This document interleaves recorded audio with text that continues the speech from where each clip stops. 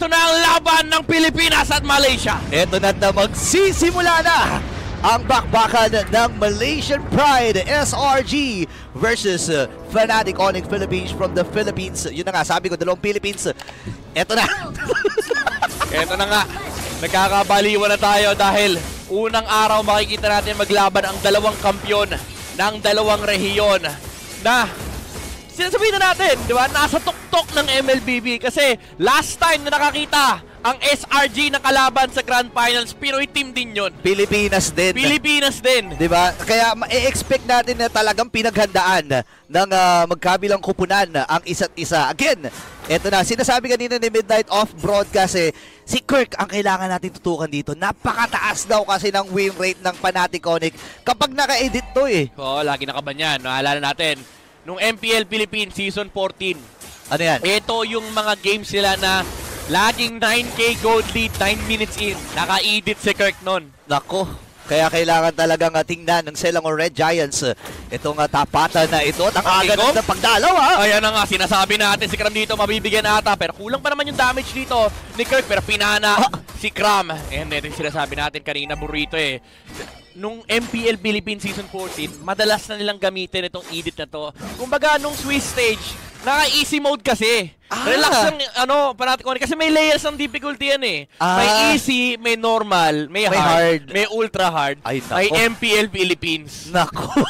Marami-rami pa palang dadaanan. So ibig sabihin, naka-normal state na dito ang Fnatic Onyx PH. Yung bago gusto mong sabihin. Medyo paano na sila, nararamdaman nila sabi nila, parang hindi na sapat yung easy Tinalo tayo ng BTK na nakaraan Kailangan nang i-up yung level. Normal na. Kumbaga, sa kotse, hindi na naka-primera, naka-segunda na. Okay. Yan ang aabangan natin. Kasi again, yun din yung playstyle ng Fnatic Onyx PH no? Parang simula primera, kwarta kagad, quinta kagad. Wait lang. Apakan mo kagad. Ayan nagkakaapakan. Kaso sinisipa pala ng bola. Uy! Yun na naman. Na-experience na ni Innocent nung nakaraan to nag-purify sa mukha Normal links lang talaga. Wait lang dito sa may bandang Turtle Pit. Si Bruce ngayon ang pinupuruan flicker na gamit na kanila. Yung ultimate del mula dito kay Cram. Nakakuha sila ng isa doon pero papabayaan na ni Yums na makuha ng Fnatic Onyx PH yung unang pagong ng laban. Oo, ganda nung predict ni Cram doon. Pagka-flicker niya sakto, nagka-flicker sila ng dalawa ni Brusco. Pero yung roam lang naman yung nakuha dito ng Fnatic, ng SRG. And since guys, may washing kay King Kong. Pero may nakambang sipa mula kay Yums. Pero wala rin naman kick. Wala pang ultimate pero binagsakan ng bulalakaw dito. Yung mage ng SRG, Stormy, was taken out by Super Prince. Ito yung kaabang-abang. Remember, nung Season 10, nung MPL Philippines, nung mga panahon na yun, meta yung Parsa, meta yung Eve. Ito talaga yung inilalabas ni Super Prince. Naalala ko, from Anarchy pa yun, pagpasok nila. Siya na nga lang actually nagtitira mag-isa dito no? Oo, siya na lang ang natitirang miyembro ng Anarchy. Grabe talaga to si The Monster Mage. The Monster Si Super Prince. Alam mo kung ano-ano nilalabas nito ni Super Prince naman. Siya rin yung, pwede naman kasi pwede naman. Siya din yung naglabas ng Louie, min. Ay, oo nga. Pinakauna sa mundo. Yung mundo nagsawa na kay Louie kasi sabi ng MLBB, nerf natin yan. Sabi ni Prince, laong pake. Wala, wapakils. Ito yung sinasabi natin na mastery ng hero, no? From amateur days, ginagamit niya talaga yung mga hero na yan. Nung na-introduce sa MPL Philippines, marami na nagsabi na, nga, pwede pala talaga yung Louie. Ito si Super Prince, kumbaga, mala si Vin Diesel to Vin Diesel. Iniiwan na ng pamilya to pero sabi niya, I stand with my family. Ito na, nga, The Super Family. Diba? At least may super na, diba? Super Prince, Super Family. Parang ewan ko siya ata nagbubuklod dyan. Si Super Prince ang leader niyan. Kung may gagawa ng libro sa story ng Super Family, si Super Prince na nasa page 1. Ayun ako, ewan ko na lang kasi ngayon 1-1 parang naman ang score. Ito medyo madalang natin makita to for Fnatic Onyx PH kasi majority ng mga games siya from MPL Philippines, from the M6. Laging may action laging nakaka 5 kills kagad sila first 5 minutes pa lang ng game. Ito medyo tahimik normal mode nga normal mode pa. Respeto pa. Flicker. Ayun nakipag-micro ang dami nagkakaano tayo dito pero Ferdes na ginamit na ni Super Prince. Flicker out mula kay Yums. Nagka-flickeran yung roam at mage for both sides pero sa tapat ng turtle may may diversion play. Wala dito kay Louie. King Kong hindi niya ata nakita si Sekais. Pero na-dodge! Pero hinintay din naman ni Sekais. Yung stun dito kay King Kong ay tatama pa rin. Pero nakadalawa na si ang Fnatic Onyx Philippines sa may bandang likuran. Sekais dito tutong sa bola ni Kelra. And Super Prince. Binabatungan niya dito si Cram. Makakalakbo naman yung Terizla pero tutumba pa rin naman si Stormy. And Fnatic Onyx Ito na yung hinaharap mong aksyon, Burrito. In-action na nakagad eh. May pakidlat pa nga dun si Kirk eh. Stormy daw siya eh. Ito yung tunay na bagyo. Ito yung tunay na storm from Fnatic Onyx Philippines. From 1-1 to 4-2, isang mabilisan. Kasama pa yung pagong. Nakakadalawa na ang Fnatic Onyx. Nakatori na rin sila dun sa baba. Oo, imagine mo, nasa si Stormy pero kayo binagyo. Binagyo eh. Si Yumsito ay makakalabas pa rin naman third airstrike mula kay Super Prince. Pero ang ganda rin nung ang ganda nung attempt ni Stormy tsaka ni Sekais na pinorse out nila actually in dash. Akala ko nung una na dodge eh. Pero dinelay talaga ni Sekais yung kanyang knock up. Pero hindi nagmatter kasi naka-immortal form si King Kong. After nung kanyang dash out, ginamit niya kagad yung Soul Server, yung naka-hold para mas makunat siya. Grabe naman yung micro-mechanics dito ng Fnatic Onyx. Oh, bawal yan, bawal yan. Nakatunog ka agad. Grabe yung instinct dito ni Kirk. And alam niya rin kasi, I mean, kapag ganitong pagkakataon kasi hindi mo nakikita yung kalaban, lalo pag may luyi ka, dapat aware ka sa paligid mo. Pinapakinggan mo yung mga kaluskus na mga damo, pinapakinggan mo yung mga kuliglig, takbo ng hangin. Takbo ng hangin, di ba? Ngayon, pag may nagbago ba sa, pag nag-shift yung molecules yung may molecules. yung pixel ng bush, pag gumano ng konti. Sabi niya, uy, parang may mali Parang may something dito. Oh, wait lang. Alam nila na si Yums ay tumapak doon sa may pixel bush. Sabi ni Kirk, nagbago yung molecules. Nagbago. Nakaramdam ako parang may northeast, may 23 degrees. May latitude, longitude pa yan. Ngayon, Cram versus King Kong. 1v1 lang sila dito. Uy, Retribution ginamit na kagad ni King Kong. Sabi ni King Kong, di kita nakita sa TNG, hindi tayo kasama eh. Okay. Si Innocent na yan, nakita niyan. And nare-respeto ata ng SRG dito si King Kong bago magkaroon ng pagong. Pinatagakad na yung jungler ng Fnatic Onyx. Pero si Yums, naman, meron death strike with the layers mula kay Kirk. Huli talaga, pero si Sekais ay nandito din. Knock up mula kay Sekais. Habol ngayon si Brusco. Dito rin si Kirk. Pero dalawa tinamaan dito. Stormy nakasilip din. Pero dito yung si Bat mula kay Innocent. Atras mula sila ngayon. Nag-meditate muna din si Brusco. Habang namatay din si Super Prince sa pagkakataon na iyon. Grabe ang bawi ng SRG rito. Nakadalawa sila. Napatay nila si King Kong at patay na rin si Super Prince. Samantalang isa lang ang bumagsak dito sa side ng SRG. Si Yums lang yung kanilang nabigyan. Pero aabot pa rin naman si King Kong sa bagong lukat. Kelra, pinapatikim ng bola. Si Cram and si Yums dito. Si Pop, Purify mula dito kay Kelra. And si Sky Sports dash out. Innocent. Grabe, napakasipag niya. Kinukuha pa rin yung pagawang. Pero Stormy sa may batang likuran. With the one, pero Kelra taking down the lower Yi. Pero may isa pa nga mababagsak dito. Triple kill para kay King Kong. And hindi pa tapos sa laban. Sumusunod pa si Brusco dito kay Innocent. Pinapalayo na nila yung Moscow Feather. Airstrike with the flicker. Tutumba na si Innocent. Grabe, from normal mode. Pinatikim lang konti yung height, tapos binalik uli sa normal mode. Silang Red Giants, nagulat sila. 4-man down. Sabay lahat ng objective dito. Hawak na ng Fnatic Onyx. Warak na rin yung gitna. Grabe yung pinakita nila doon. Muntik pang hindi nila mapatay yung Louie. Pero yung stun na nanggaling kay Kelra. Imagine mo, 1 HP na lang si Kelra gumagawa pa ng play. Yung dash, no? Oo, sabi niya, HP is only a number. Grabe naman si Kelra. Hindi. Tsaka dito mo masasabi, no, ito talaga yung instinct na meron. Itong the gold standard, no, na napakatagal ng panahon na pinagdedebatehan sino nga ba talaga ang gold standard. Napatunayan niya, nakakuha ng kampeonato ng season 14 at ngayon nasa world stage. And hanggang ngayon makikita mo halos lahat ng mga gold laners humahanga talaga sa kanya. Ito si Brusco, naghahanap sila ng potential na laban dito. Sabi nila, dugong palaban kami. Yun yung team song namin ng M4. Ayun na, hindi ko na alam, pero si yung Silta namaan. Pero si Kirk, nakapag-layer pa rin naman na stun dito kay Cho. Pero babagsak, unang babagsak. Si Innocent with the Feather Strike, camera from Super Prince. And hindi pa tapos naghahanap pa siya ng away. Sabi niya, lagyan ito pamilya, lalaban tayo. King Kong, finding Sekais. Hindi pala si Brusco pala yun. Mukhang suyo yung Khalid. Pero King Kong, naghahanap pa ng away dito. Pero makukuha lang nila yung Moscow, pero Moscow yun yung pinatumba nila. Grabe yung igot, no? Isa sa mga main damage dealer from silang Red Giants. 5,000 na ang kalamangan dito ng Fnatic Onyx PH. Kirk, andun yung kanyang knock-up. Pero nakasilip din. Yums. Sinagawin dito, andun yung penalty zone. Tinamaan dito itong si Kelra. And this time, mapapatumba na nga nila ito. Atras muna silang Red Giants. 20 seconds para sa unang Lord ng laban. Nagiging ma-action talaga to. Ang gandang punishment mula dito kay Cram. Sabi niya, ako din kung palaban, Pinoy din ako. And alam kasi nila walang flicker and kakadash lang ni Kelra. Kaya naabot nila yun. With Yums attempting to find a kick na force out nila yung Purify and then Cram finding the flicker onto the backside. Beautiful engage camera from SRG. Pero ito, unang pinakamalaking objective. Unang malaking objective. Pero sabi ni Kirk, lalaban tayo. Pero flicker out siya dahil ang daming kasama ni Yums. 5 ito eh. Alam nila at kakabuhay din lang naman ito ni Kelra. Talagang pinapakita rito ng SRG ngayon. Lord ang pinaglalabanan ng dalawang kupunan. Nakapwesto sila parehas dito pero malayo pa si King Kong. Wala pang jungler Fnatic Onyx. Pwedeng sabihin natin guluhin muna ng Fnatic Onyx PH ito. Si Super Prince sumisilip-silip din at bumabato dun sa may mga damuhan. Habang yung Lord ay pababa na pababa yung buhay dito. Pero si Stormy makakuha ng Lord. And this time si Brusco naman ang mamamatay. Save away na si Kais. Ito na si King Kong. Kirk nakakuha na rin ng isa. And si Innocent at buong kupunan ng Selang Orange Giants ay kailangan ng umatras. Gugo ata si King Kong dito. Ngayon si Kirk. Washing na naman ni King Kong. Mega kill na kagad. Itong si King Kong. Fnatic Onyx Philippines. Umangat na. Alam mo men, kung madalas ka manood ng Fnatic Onyx Philippine Games, pag medyo pantay yung game, parang ramdam ko nagiging strategy na nila ito na binibigay yung first Lord tapos inuubos yung kalaban. Oo. Kasi madali lang patayin yung Lord. Oo nga pala, elite lang ng buhay niya. Tingnan mo naman. Diba? Nakakuha sila ng Lord, plus ilang gold din yan. Tapos nakakuha silang 3 kill. So parang for Fnatic, ginagawang farm yung kalaban. Imbis na hindi nga break even parang nalugian pa sila doon kasi mga vital heroes yung namatay. At alam mo naman, isa sa mga importanteng parte ng Selang Orange Giants dito ay si Cram dahil nga siya lang ang mayroong control dito pagdating sa CC. And syempre kailangan niya si Stormy para sa dispersion or rotation dun sa duality.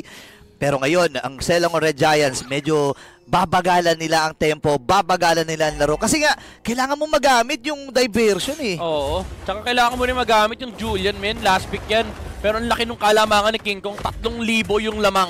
Nung Suyu, laban doon sa Julian. Cram, sisilip dito. Okay. Pero nakaamba rin naman si Yum Sekais also trying to look for a potential engage. Pero si Brusco, ginamit ang kanyang Raging Storm. Kirk misses out on the flicker combo. As well as Cram. Nagkaubusan tayo ng mga ultimates dito pero Super Friends with the flicker out into the feathered airstrike. Pero si Kelra, pinakain ng bola na naman si Cram. Okay, hahabol ba sila dito? Hindi. Kailangan mag-out dito ng Selang Orange Giants kasi wala na naman si Cram. Ito yung sinasabi ko kanina, yung penalty zone. Nakakita tayo ng mga 2 huli, 3 huli. Pero doon sa sequence na yon, yung logo lang ng M6 yung tinamaan niya. Doon sa may bandang gitna.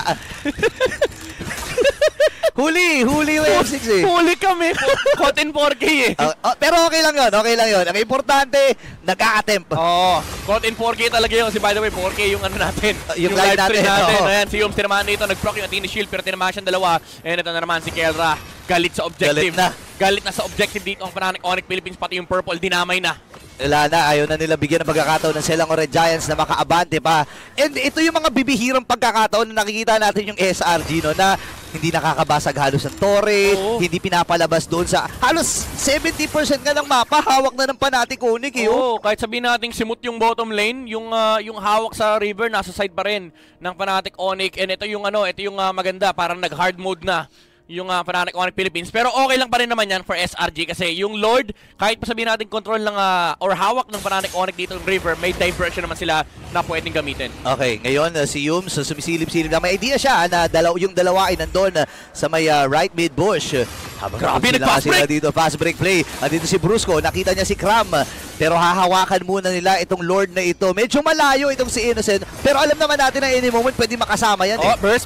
Give me the burst ng Fnatic Onyx. Parang magpapagalingin sila mag-retry dito pero yun ang diversion. Kasama para Spirit of Destruction Instant coming in. Pero nakita na si Stormy! Bawal! Si Stormy dito para sa Kais! With the retribution onto the turtle. Sa sa mga bola ni Kelra. Pero makakaabot ba ang Fnatic Onyx Philippines dito sa mga tumatakbong miyembro ng SRG? Mukhang aabutan nila si Yums. Pero nag-flicker out na yung show. Okay, masakit na rin si Innocent dito. Nakuha man ng Selang Orange Giants yung Lord.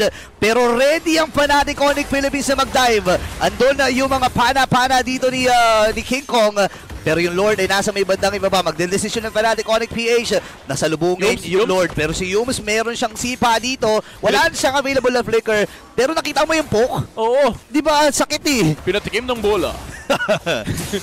Huli ka kaibigan. Nakaramdam si Yums eh. Sabi niya parang pwede ako ma-stand dito. Tapos makakakumain ako ng 4 na bola. Okay. Ito naghahanap siya. Walang flicker yung Chodo. Pero umaatras dito ang Fnatic Onyx. Nire-respeto nila yung choke ni Yums. Pero si Cram, Okay. kaya abutan ng Raging Sandstorm kasi na maahampa ng stun dito kay Innocent. Pero babasyak ata si Brusco dito. Innocent to! Then naman ang bola mula kay Kelna. Then Super Friends with the flicker in. Gusto niya mapatay si Stormy. The Luyi has nowhere to go! But down! Triple kill! Para kay Kirk! Mag-isa na lang si Kais dito. Natunaw na rin yung Lord sa may ibaba. And si Kais, kailangan niyang umatras. Ayaw mo niya, yan. wala namang way ang kupunan ng Fnatic Onyx PH para habulin siya. Pero sabi nila, open yung baba. Ba't di natin kunin yung baba? Oo, wala kami pa kay Kais. Story lang gusto namin. Sabi ni Kelna, sayang yung Malefic Gun. Ayan no. Ayan yung Malefic Gun. Super Prince, Nakalabas siya ng Torre, pero si Kirk dito with the dash in, hindi nila mahuli si Kais. Ends ba? Pero endable ata! Okay. Super Friends with a feathered airstrike, King Kong. Si Kais! May minion movie pa sa may middle lane. And ito na nga ata yun. Mabubuhay sila Stormy at pati na rin sila Yums. And Fnatic Onyx, disiplina muna. Oh my gosh, nakita natin. Andun yung glimpse, andun yung silip ng Fnatic Onyx. Ganito pwede namin gawin sa inyo, SRG. Buti na lang nabuhay at mababa na rin yung mga death timers dito ng mga members from SRG. Nabuhay na si Yums, nabuhay na si Innocent. At ngayon ay may konting pagkalmang Fnatic Onyx PH. Kompleto sa Ricados na rin si Kela dito. Meron na rin siyang Rose Gold Meteor. Grabe naman to. Parang ayaw mamatay. Rose Gold Meteor, naka Wind of Nature. May Malefic Haslo. Malefic Bibili Gun. pa ng ano yan. Bibili pa ng Immortality mamaya yan. May buy and sell pa yan, di ba? Oo, ganun yan. Mayaman na kasi si Kelray. Nag-champion eh. Totoong buhay. Pati sa totoong buhay. Totoong buhay, mayaman yan eh. Oy, ngayon na. Oy, wait lang. Si Innocent, meron na rin siyang Wind of Nature. So kahit pa paano, may pagsabay na siya nagagawin. Oh, ano yun? May binentang item si Innocent. Ano yun? Hindi ko alam. Hindi ko na maalala eh. Hindi ko nakita kanina eh. Nako. Basta yung item niya kanina, 6 eh. Naging 5 eh. Bibili siya ng emo. Nako. Kasi nabigyan siya kanina ni Kelray. Hindi niya kasi abot, men. Lugi siya sa range. Oo nga pala. Sa mga marksman kasi, sa mga gold laner, masasabi ko, ang isang Moskov, mid-range lang yan eh. Oo. Hindi yan, kumbaga, hindi siya mga step curry, mga ano lang siya, basta mga players lang siya na mid-range, mid-range lang. Dos lang ang atake. Dos lang, pwede kang Dos mag-duck lang. eh. Pero to, may flick, may conceal na naman mula dito kay Brusco. Pero Nessa ginamit na naman, nahuli nila si Kais dito. King Kong with a godlike streak, pero isa naman ng sipa si Yums. On to King Kong, pero Skelly dito sa may bandang likuran, makakatakbo pa rin naman siya. Yums goes down with the immortality, pero Brusco lumalaban pa rin. Humihinga pa yung Khalid. And si Kelra, free hit lang sa may bandang likuran. Oh no, 3 ang natitira para sa Selangor Red Giants. Pwede mag-swing ang Fnatic Onyx Philippines dito sa Lord. Wala si King Kong, pero sabi nila parang kaya ata natin. Wala rin naman si Casey. Oh my God, grabe yung protection ng Onyx kanina doon kay Kelra.